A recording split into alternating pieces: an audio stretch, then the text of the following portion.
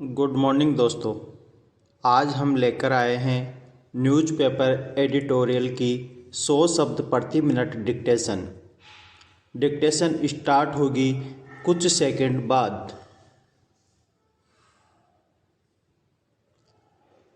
ठगी का दायरा कितना व्यापक और मुनाफे वाला होता जा रहा है, आम लोगों को तो इसकी कल्पना भी शायद ही हो।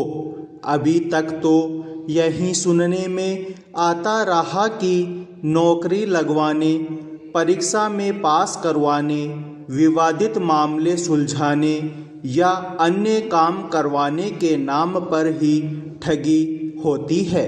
पुराने जमाने में तो ठग पीतल को सोना बनाने का लालच देकर बड़ा हाथ साफ कर लिया करते थे।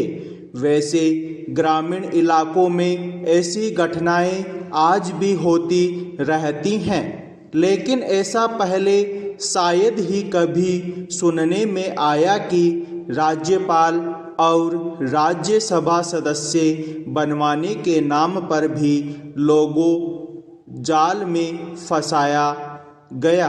केंद्रीय जांच ब्यूरो ने हाल में एक ऐसे गिरोह का पर्दाफाश किया जो बड़े लोगों को राज्यपाल और राज्यसभा बनवाने का झांसा देता था और इसके एवज में उनसे करोड़ों रुपए की मांग करता था।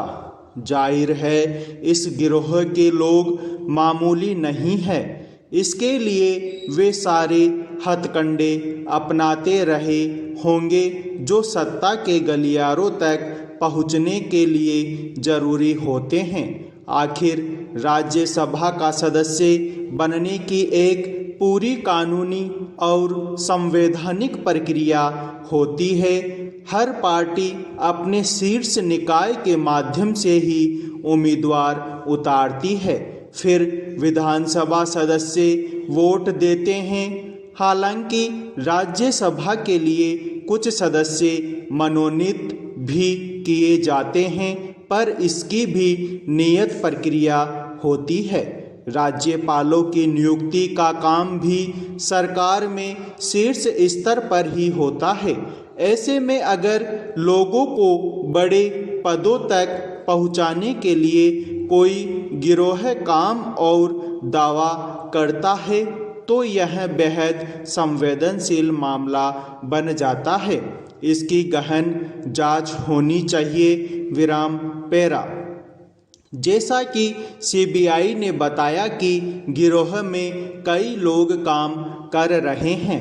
गिरोह का जाल दिल्ली से लेकर उत्तर प्रदेश, महाराष्ट्र और कर्नाटक तक में काम कर रहा था। कुछ लोग तो जांच एजेंसी के हत्थे चढ़े, पर कई फरार हैं। हैरानी की बात यह है कि छापे के दौरान गिरोह का एक सदस्य सीबीआई की पकड़ से भाग निकला। मामले का भंडाफोड़ तब हुआ जब जाल में फंसे एक व्यक्ति को गिरोह के लोगों पर संदेह हुआ। उसने सीबीआई में शिकायत दर्ज करवा दी। जांच में पता चला कि गिरोह के लोग बड़े बड़े कारोबारियों को अपने जाल में फंसा रहे थे। यह भी खुलासा हुआ कि राज्यसभा में पहुंचाने और राज्यपाल बनवाने के लिए 100 करोड़ रुपए मांगे जा रहे थे। गिरोह के सदस्य बड़े नेताओं और अधिकारियों से संपर्कों का दावा करते थे। जैसा कि बताया गया, गिरोह का एक सदस्य तो खुद को सीबीआई का बड़ा अधिकारी बताता था और काम करवाने के लिए पुलिस अधिकारियों को भी धमका देता था। बात केवल ठगों और ठगी के तरीके तक ही सीमित नहीं है। सवाल तो उन लोगों पर भी खड़ा होता है जो राज्यसभा सदस्य, राज्यपाल या ऐसे अन्य महत्वपूर्ण पद हासिल करने के लिए ऐसे अनुचित रास्ते तलाशते हैं। इससे यह भी पता चलता है कि राजनीति में ऊपर तक पहुंचने के लिए लोग किस तरह बड़ी रकम फूंकने को तैयार रहते होंगे। ऐसे लोग मानकर चलते हैं कि पैसे से सब हासिल किया जा सकता है, इसके लिए वे शायद ही कोई विकल्प बाकी छोड़ते हों। कहीं न कहीं ये सब बातें राजनीति में व्याप्त भ्रष्टाचार की तरफ भी संकेत करती हैं। सीबीआई ने गिरह को पर्दाफाश कर निश्चित ही सराहनीय काम किया है, लेकिन उन लोगों का चेहरा भी बेनकाब होना चाहिए जो बड़े पदों के लिए ऐसे जुगाड़ की तलाश में रहते हैं।